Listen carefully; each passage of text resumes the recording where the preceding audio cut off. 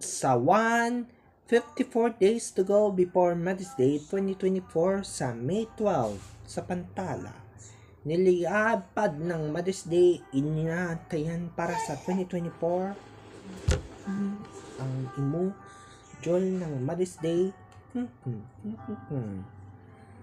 Ang Mother's Day 2024 ay daw ang ina para sa mga magawad ng ina na Mother's Day.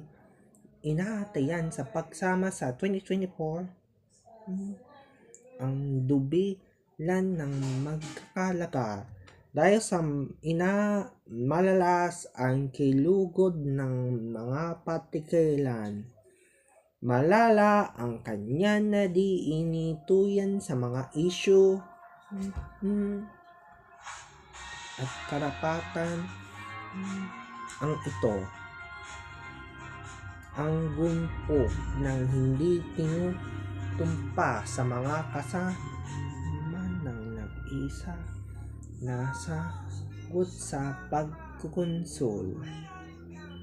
Maghintay sa pagsabik sa pagsusumbli ang ina. Malalalas ang ina na Mother's Day, especially the 2024 and nationally the Mother's Day this year. Ang Mother's Day ang